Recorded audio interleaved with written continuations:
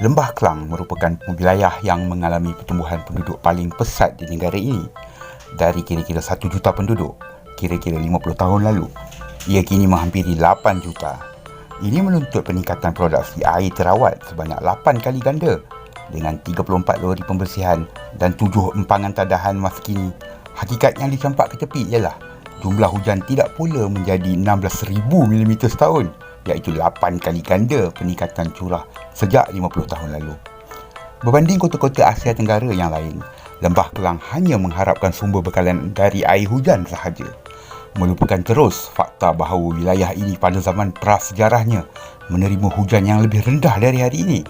Dengan hanya bergantung kepada hujan, krisis bekalan air di Lembah Klang bakal memasuki episod paling parahnya dalam tahun-tahun mendatang. Bekalan air yang tidak optimum selama ini menjadi punca paip-paip pecah kerana kedudukannya di bawah jalan raya dan beban trafik yang tinggi membuatkan keutuhannya menurun. Ini meningkatkan nilai Non-Revenue Water atau NRW pada kadar hari ini sehingga 45%, yang menunjukkan keupayaan membekal 5 bilion liter air sehari bukan merupakan kejayaan apabila 2 bilion daripadanya ditelan bumi. NRW dihitung dari nisbah pengeluaran logi dan kutipan cas utiliti oleh penyedia bekalan. Jika dilihat trend hujan tahunan tertinggi yang semakin merosot bagi Lembah Klang, dikhawatiri episod kemarau terburuk dalam 100 tahun, iaitu imbalan kepada hujan paling tinggi dalam 100 tahun bulan lalu, sedang menunggu untuk berlaku. Ketika berlaku kemarau semasa tahun 1998 yang menyebabkan krisis air yang membuka mata pemerintah, empangan Klang Gates dan empangan Semenyi menerima hujan tertinggi sejak ia dibina pada akhir 1997 sebelumnya. Tidakkah curah hujan bulan lalu memberi petanda tahun ini atau tahun depan jumlah hujan akan jatuh ke paras setidak-tidaknya 2,200 mm melihat trend hujan rantau ini akibat peningkatan karbon dioksida? Seperti yang pernah dipaparkan, penyelesaian jangka pendek dan tuntas hanya dengan mengepam air bumi dari permukaan darat dengan dasar sedimentary quaternary di pinggir laut. Airnya dirawat dan dibekal bagi kegunaan sekurang-kurangnya 1/3 dari populasi Lembah Klang.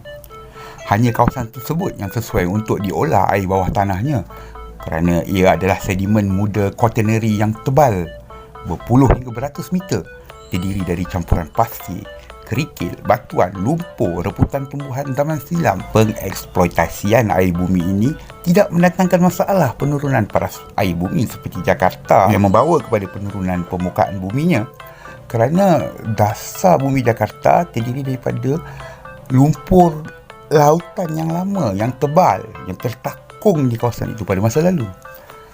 Selain dari kawasan biru ini, pengolahan air bawah tanah tidak boleh digalakkan. Ini kerana ia menurunkan paras air bumi.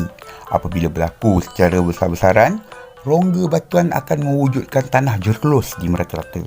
Banyak rongga terdapat di dalam dasar batu Malaysia hari ini akibat kesasaran di zaman dahulu. Malah air di empangan juga akan menurun parasnya berikutan penurunan paras air bumi. Luruan air pasang semi-diurna 2 kali sehari di Selat Melaka pula akan mempercepat gerakan air bawah tanah untuk mengisi semula takungan. Malah kajian yang menunjukkan pasang surut laut di Klang berkemampuan menjana sehingga 100 megawatt tenaga elektrik boleh sahaja menjadi asas pembangunan loji rawatan dan bekalan air terbesar di rantau ini yang dipam daripada bumi. Dengan rangkaian berpuluhan ribu kilometer paip bawah tanah sentiasa dipadati dengan air, dan ini mencegah ia dari rosak akibat tekanan daripada aktiviti di permukaan.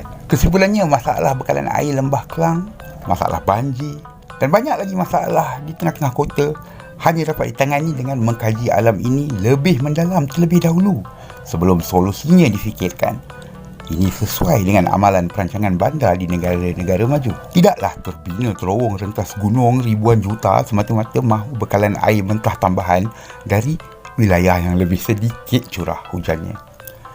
Dan barulah sesuai dengan kemegahan bagi seseorang yang bekerja di bangunan kedua tertinggi di dunia apabila kotanya mempunyai prasarana yang sedemikian, berbanding seorang yang bekerja di tempat yang sama terpaksa balik segera mengejar lori bekalan air dengan baldi dijinjing, tong dijunjung, mata labam kerana bertumbuk merebut giliran semalam pun tak hilang lagi.